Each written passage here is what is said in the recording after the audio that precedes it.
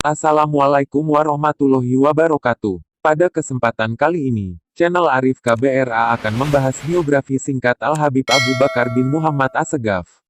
Beliau adalah Al-Imam Al-Qutbul Fat Al-Habib Abu Bakar bin Muhammad bin Umar bin Abu Bakar bin Al-Habib Umar bin Segaf As-Segaf, seorang imam di lembah Al-Ahqaf.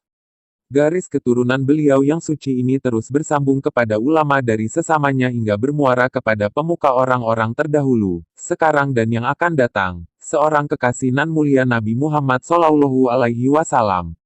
Beliau terlahir di Kampung Besuki, salah satu wilayah di kawasan Jawa Timur, tahun 1285 Hijriah. Ayahanda beliau radhiyallahu anhu wafat di kota Gresik, sementara beliau masih berumur kanak-kanak. Sungguh Al-Habib Abu Bakar bin Muhammad Assegaf tumbuh besar dalam asuhan dan penjagaan yang sempurna. Cahaya kebaikan dan kewalian telah tampak dan terpancar dari kerut-kerut wajahnya. Sampai-sampai beliau radhiyallahu anhu di usianya yang ketiga tahun, mampu mengingat kembali peristiwa-peristiwa yang pernah terjadi pada dirinya. Semua itu tak lain karena kekuatan dan kejernihan rohani beliau, serta kesiapannya untuk menerima curahan anugerah dan fat atau pembuka tabir hati darinya. Pada tahun 1293 Hijriah, atas permintaan nenek beliau yang soleha Fatimah binti Abdullah, ibunda ayah beliau merantau ditemani oleh Al-Mukarram Muhammad Bazamul ke Hadramaut meninggalkan tanah kelahirannya Jawa. Dikala Al-Habib Abu Bakar bin Muhammad Assegaf akan sampai di kota Sewun, beliau disambut di perbatasan kota oleh paman sekaligus guru beliau Al-Alamah Abdullah bin Umar berikut para kerabat. Dan yang pertama kali dilantunkan oleh sang paman, bait qasidah Al-Habib Al-Arif Billah Syekh bin Umar bin Segaf, seorang yang paling alim di kala itu dan menjadi kebanggaan pada zamannya. Dan ketika telah sampai beliau dicium dan dipeluk oleh pamannya, tak elak menahan kegembiraan atas kedatangan sang keponakan dan melihat raut wajahnya yang memancarkan cahaya kewalian dan kebaikan, berderailah air mata kebahagiaan sang paman membasahi pipinya. Hati para kaum arifin memiliki ketajaman pandang, mampu melihat apa yang tak kuasa dilihat oleh pemandang. Sungguh perhatian dan didikan sang paman telah membuahkan hasil yang baik pada diri sang keponakan. Beliau belajar kepada sang paman Al-Habib Abdullah bin Umar ilmu fikih dan tasawuf. Sang paman pun suka membangunkannya pada akhir malam ketika beliau masih berusia kanak-kanak, guna menunaikan salat tahajud bersama-sama. Al-Habib Abu Bakar bin Muhammad Assegaf mempunyai hubungan yang sangat kuat dalam menimba ilmu dari para ulama dan pemuka kota Hadramaut.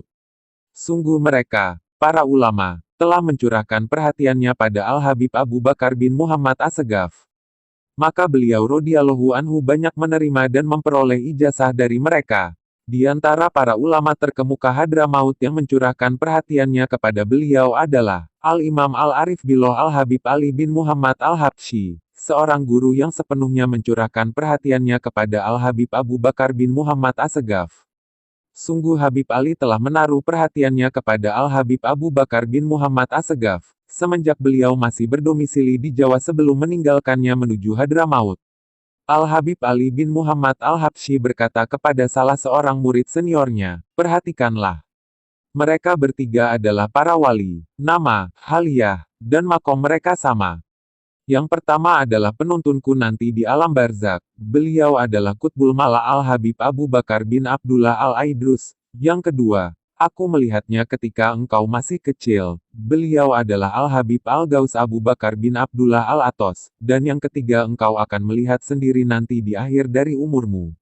Maka tatkala memasuki tahun terakhir dari umurnya, dia bermimpi melihat Rasulullah Shallallahu Alaihi Wasallam sebanyak 5 kali berturut-turut selama 5 malam. Sementara setiap kali dalam mimpi beliau Shallallahu Alaihi Wasallam mengatakan kepadanya, "Orang yang bermimpi, lihatlah di sampingmu, ada cucuku yang soleh Abu Bakar bin Muhammad Assegaf."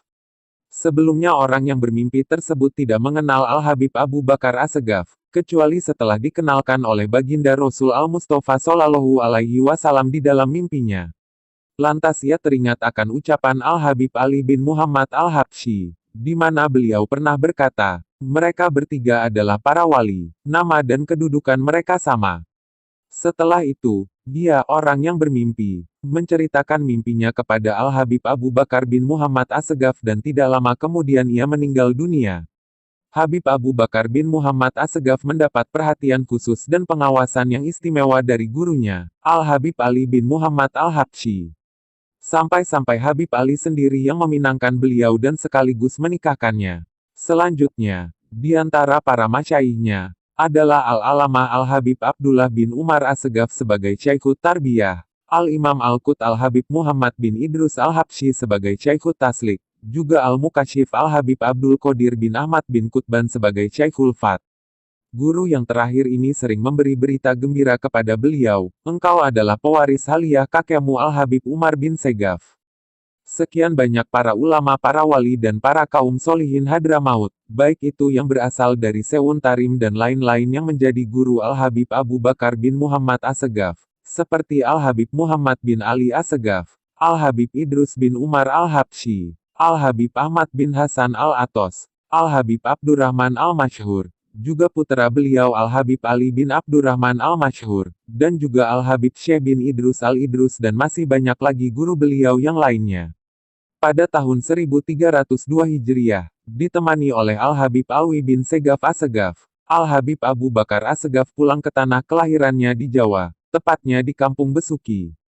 Selanjutnya pada tahun 1305 Hijriah, ketika itu beliau berumur 20 tahun, beliau pindah ke kota Gresik sambil terus menimba ilmu dan meminta ijazah dari para ulama yang menjadi sinar penerang negeri Pertiwi Indonesia. Sebut saja Al-Habib Abdullah bin Muhsin Al-Atos, Al-Habib Abdullah bin Ali Al-Haddad, Al-Habib Ahmad bin Abdullah Al-Atos, Al-Habib Abu Bakar bin Umar bin Yahya, Al-Habib Muhammad bin Idrus Al-Habsyi, Al-Habib Muhammad bin Ahmad Al-Muhdor, dan lain sebagainya. Kemudian pada tahun 1321 Hijriah, tepatnya pada hari Jumat ketika sang khotib berdiri di atas mimbar, beliau radhiyallahu anhu mendapat ilham dari Allah Subhanahu wa Ta'ala, bergeming dalam hatinya untuk mengasingkan diri dari manusia semuanya. Terbukalah hati beliau untuk melakukannya. Seketika setelah bergeming beliau keluar dari Masjid Jami, menuju rumah kediamannya. Beliau Al-Habib Abu Bakar bin Muhammad Assegaf beruzlah atau kholwat, mengasingkan diri dari manusia selama 15 tahun bersimpuh di hadapan Ilahi Robi. Dan tatkala tiba saat Allah mengizinkan beliau untuk keluar dari khalwatnya, guru beliau Al-Habib Muhammad bin Idrus Al-Habsyi mendatanginya dan memberi isyarat kepada beliau untuk mengakhiri masa khalwatnya. Al-Habib Muhammad Al-Habsyi berkata, selama 3 hari kami bertawajuh dan memohon kepada Allah agar Abu Bakar bin Muhammad Assegaf keluar dari khalwatnya.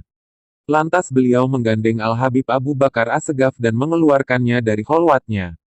Kemudian masih ditemani Al-Habib Muhammad Al-Habsyi, beliau radhiyallahu anhu menziarahi Al-Habib Alwi bin Muhammad Hashim. Sehabis itu meluncur ke kota Surabaya menuju ke kediaman Al-Habib Abdullah bin Umar Assegaf.